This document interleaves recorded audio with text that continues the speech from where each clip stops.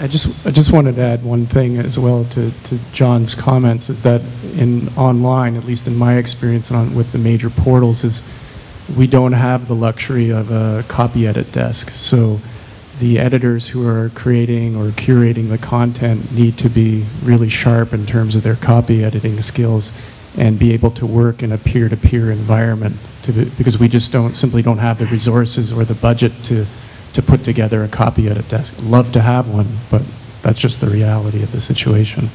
So I absolutely agree with your comments, is that sometimes it's we underestimate, you know, how many people are actually looking at the content when we're working in an online environment.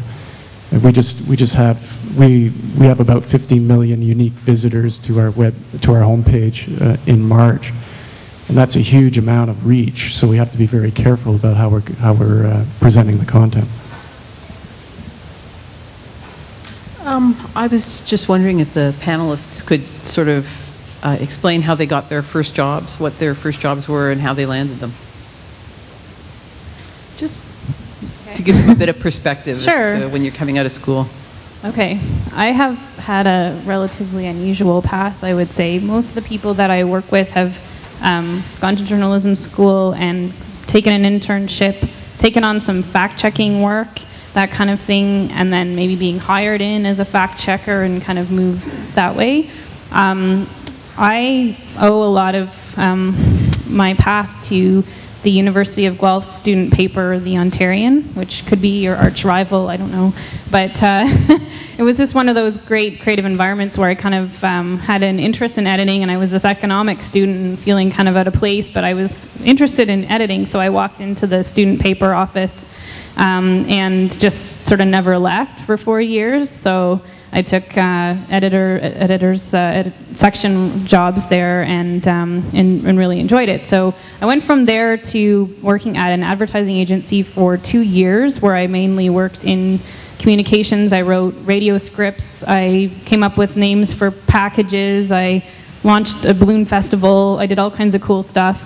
And it was exhausting, and I was working 17-hour days, and I was like, okay, I just really need to come up with a plan for a career where I can have some kind of predictability, where there'll be like a deadline and I could work toward it, because I'm sort of a managing editor, so I like to plan and see progression and control. So I realized that I really did want to be in an editorial, and I was loving that. So I decided I would take night classes at Ryerson at their in the Certificate of Magazine Publishing. So I completed an honors BA in English with a minor in business administration, worked in an ad agency for a couple of years. I started taking these Ryerson night classes, and in my first class, the instructor in magazine editing was Charles Oberdorf, who was at the time the editor of IE Money magazine, which has a bizarre name, but financial magazine.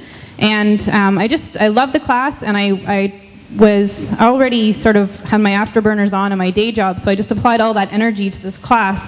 And he called me about 3 months after the class was over and asked me if I'd apply to be his associate editor and web editor. So that was my first job, and there was competition for that job. It wasn't just a shoe-in, but I made it, and was able to progress from there. And it was a great opportunity for me, starting as a web editor and associate editor. I mean, I had some experience relaunching websites for clients, so I was able to do a major web relaunch, which is not something that, you know, it was 99, so not a lot of other people were doing something at that level at that time. So I was able to make myself very handy on a technical point of view.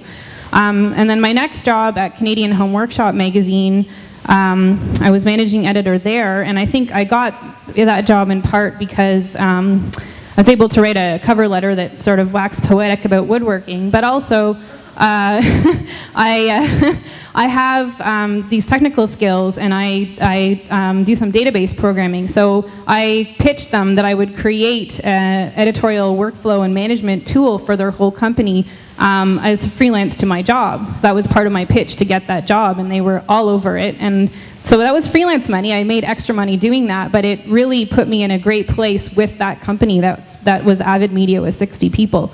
And so some of these things that you do on the side can be surprisingly helpful. And then when I went from Canadian Home Workshop to Homemakers magazine, I went for a dual job, which was managing editor of Canadian Living and Homemakers magazines. But I did not get that job. It was sort of, they were looking for someone who was more familiar with the Canadian Living environment. So there weren't really a lot of people that could actually make it to that job, but I applied anyways. However, I sort of impressed them with a variety of skills, and my pitch was very specific to the magazine. I had a lot of questions for them. I was very engaged, so they offered me a different job, which is executive editor at Homemakers, and it has turned out to be, it was actually senior to the job that I applied for, and it's turned out to be a wonderful opportunity. So that's my path. It's a little bit unusual, but I'm just trying to say that a lot of those skills that you develop along the side doing other things can be surprisingly helpful. My first job after graduating from Ryerson in '81 was with the Brandon Sun in Brandon, Manitoba, where I was a general assignment reporter. I was 2 years there, and then went to the St. Catharines Standard, where I was there for, I think, 12 years. And then I went back to school, actually, to study photography, thinking I wanted to get into photography, but then a buddy of mine told me that this place, AOL, was taking freelance work. So I had an interview there, and then just worked my way through the AOL ranks, and got into online pretty much full-time. But my actual, the Brandon Sun job was my actual first full-time job, but my first summer job in journalism was with the Kenora Daily Miner and News, and I took a summer job there, and it turned out to be great. And I didn't really even know where Kenora was, to be honest with you, but when I got there, there was a 350,000-acre forest fire burning, and the managing editor turned to me and said, "Well, we have no one else, you're going." So I managed to, as a summer employee for this newspaper, was working on a national story, so it worked out to my advantage at that point. So, like I said, you see these small places, don't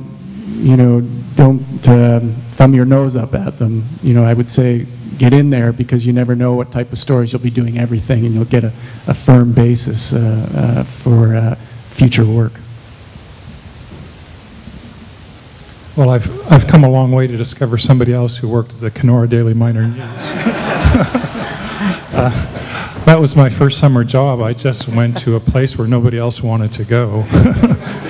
And I got a national story as well. It was Pierre Trudeau came through town with Justin and Sasha on a train, and they just shunted it to a siding, and he hung around Lake of the Woods. And I happened to be renting a place from the secretary for the local RCMP detachment, who just told me where to stand, what time to wait, and it was in the morning, I just sat there with a camera, and while all the other national media were running around trying to find Pierre, he just walked out of the train with the two boys. I took the photo, the Kenora being quite small. It was like 3 blocks to the newsroom. I dashed there. They ripped the film. They still had film then in canisters. And it ran front page of the Kenora Daily Miner News at noon. And then I had to deal with the national media asking me where he was. But the one thing I do remember about starting out is at some point in journalism school, it clicked in my brain that I was no longer a student journalist. I was a journalist, and it was a huge thing for me, and it kind of sent me on my way. I felt like